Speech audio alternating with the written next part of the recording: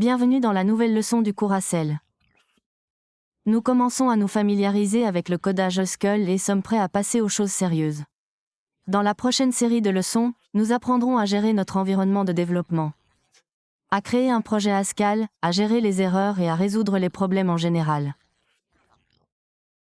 Compétences de base. Indispensable à tout développeur. Cette première leçon, courte,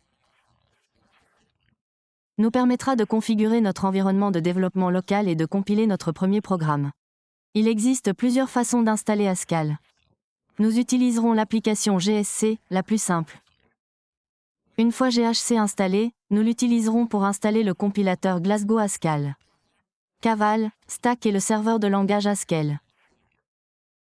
À proprement parler, nous utilisons uniquement GHC. Mais au fil de ces leçons, vous découvrirez comment ces autres outils nous simplifient grandement la vie. Enfin, nous installerons quelques extensions de code BX pour bénéficier localement du même environnement que celui que nous vous fournissons à distance. Si vous utilisez Vim ou Emacs, pas d'inquiétude, des plugins intéressants sont également disponibles. Une fois notre environnement de développement prêt, nous allons créer notre premier programme. Nous allons exécuter le programme simple, Hello World Haskell, le compiler et l'exécuter comme exécutable. Prêt? Commençons. Nous avons donc une machine Linux propre. Pour l'instant, nous n'avons installé que Firefox et Versus Code. Nous allons utiliser cela pour vous montrer comment installer votre outil UCL. Vous pouvez toutefois suivre les mêmes étapes pour installer Haskell sous macOS et Windows. Alors commençons. La première chose que nous allons faire est d'aller sur Firefox et d'aller sur pascal.org. Nous allons sur le bouton Démarrer. Et ici nous voyons que la première étape consiste à utiliser GHCOP pour installer tous les outils Haskell. Puis utiliser un éditeur pour intégrer l'outillage Haskell et le rendre plus facile à utiliser. Le plus recommandé est Versus Code car c'est aujourd'hui la norme de l'industrie. Mais vous pouvez utiliser n'importe quel éditeur, si vous utilisez Vim ou Emacs. Vous pouvez intégrer l'outillage Haskell de la même manière que vous intégrez n'importe quel autre outil de langage. Donc si nous allons sur GHCOP, nous verrons que nous devons copier cette commande dans le cas où vous utilisez Windows. Vous verrez une autre commande qui est celle-ci pour démarrer sur Windows. Il vous suffit de copier celle-ci et d'ouvrir un terminal. Agrandissez-la un peu. Collez-la, appuyez sur Entrée, bienvenue dans Haskell. Ce script peut télécharger et installer les binaires suivants. Le premier est l'application GHC, L', installateur de la chaîne d'outils Haskell, celui que nous exécutons réellement. Pour le moment, la seule chose que GHCOP fait est d'installer, de désinstaller et de gérer vos outils Haskell. C'est tout. En plus de cela, vous pouvez installer GHC, le compilateur de Haskell.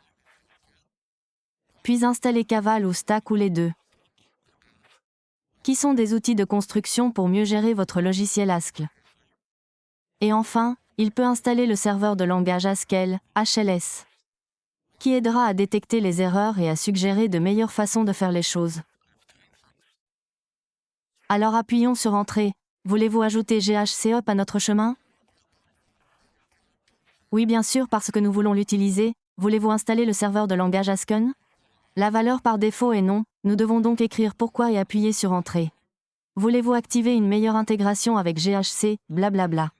Oui, je le veux, et maintenant GHCOP nous dit.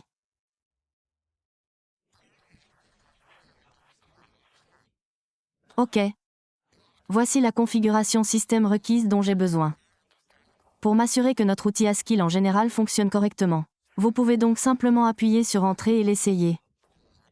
Peut-être que cela fonctionnera, mais pour être sûr que cela fonctionnera, nous pouvons copier ces exigences, annuler avec CTRL-C. Et installer toutes ces bibliothèques, selon si vous utilisez MacOS, vous pouvez faire installer et coller tout sur Windows. N'ai aucune idée sous Ubuntu nous pouvons dire sudo apt-get. Isinstall. Voilà, le mot de passe. Et c'est tout, nous avons tout installé, nous pouvons donc exécuter ghcout. Encore une fois la même commande que nous utilisons avant, oui, veuillez installer, oui, veuillez installer. Voulez-vous utiliser le serveur de langue USCUL? Je veux utiliser, qu'est-ce que c'était?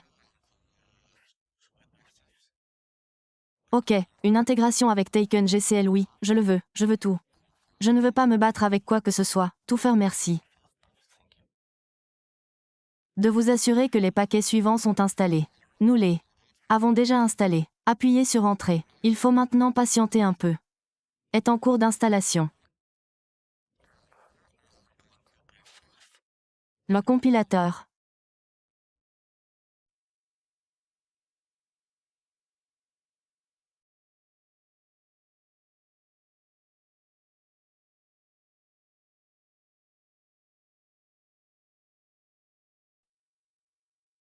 Ça a pris quelques minutes, mais c'est fait. Nous ne pouvons pas encore utiliser GHC-up car nous devons redémarrer le shell. GHC n'est pas trouvé, donc si cela vous arrive, ne vous inquiétez pas, c'est parce que vous devez utiliser un nouveau shell, fermons le précédent et... Si nous l'ouvrons, agrandissons-le un peu maintenant pour voir ce que vous venez d'installer, vous pouvez faire l'interface utilisateur du terminal GHC-up, appuyez sur Entrée et... Ici, rendons-le un peu plus petit, vous. Allez donc comme vous pouvez le voir, il nous indique la version, c'est la dernière et... Si c'est celle recommandée, nous avons également Stack, un outil de construction. Nous en parlerons dans une minute, nous avons également notre serveur de langage Rask. Cabal, nous parlons également de Cabal dans une minute. Et enfin GHC, nous avons donc tous les outils installés. Au cas où vous voudriez installer, désinstaller ou changer de version. Vous pouvez voir ici, vous pouvez vous déplacer avec les flèches. Et vous avez toutes ces options, vous pouvez facilement. Entre les versions, désinstaller et désinstaller des choses, ok, donc je veux tout désinstaller. Ne vous inquiétez pas, vous pouvez dire GHC-up et il désinstallera tout ce que vous pouvez voir. Ici dans la commande d'aide, la commande nuclear new supprime complètement GHC. Et, bien sûr, supprime également tout ce qui a été installé. Votre machine sera propre, comme si rien n'avait été installé. Fermons ce panneau et ouvrons Visual Studio Code. La première chose à faire est d'installer des extensions. Elles améliorent l'intégration de Visual Studio Code et nous offrent plus d'outils et d'aide aux développeurs. Dans le panneau des extensions, nous recherchons Haskell. Le support du langage Haskell, l'installation. Et l'installation de la coloration syntaxique. Je pense que ce n'est pas nécessaire, car il est fourni avec le serveur de langage Haskell. Avec ces deux options, nous sommes prêts. Fermons ce panneau, allons dans les fichiers. Ouvrons le dossier. Et créons le projet Haska.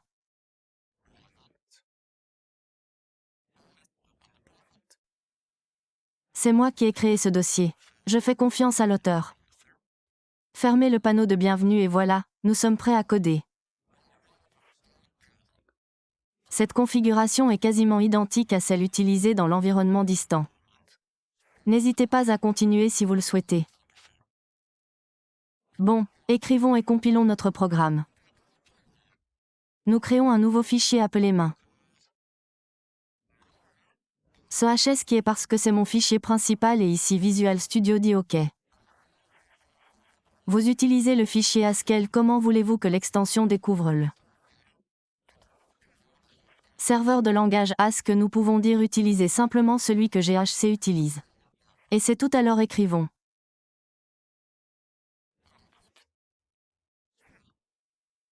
Un programme simple, nous allons créer l'action principale qui est égale à mettre une chaîne ici. Le serveur de langage fournit la complétion. Donc une chaîne parfaite comme Hello World.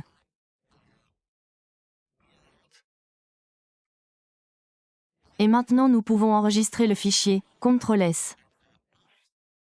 Nous pouvons ouvrir un terminal et utiliser GHC pour compiler réellement ce programme. Remarquez que nous sommes à l'intérieur du projet Haskell. Donc le fichier que nous venons d'écrire est à l'intérieur de ce répertoire, nous pouvons l'afficher ici.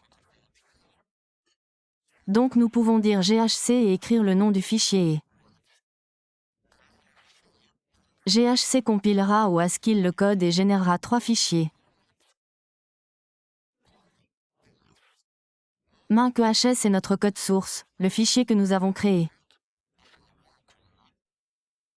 Puis -O est un fichier objet et -E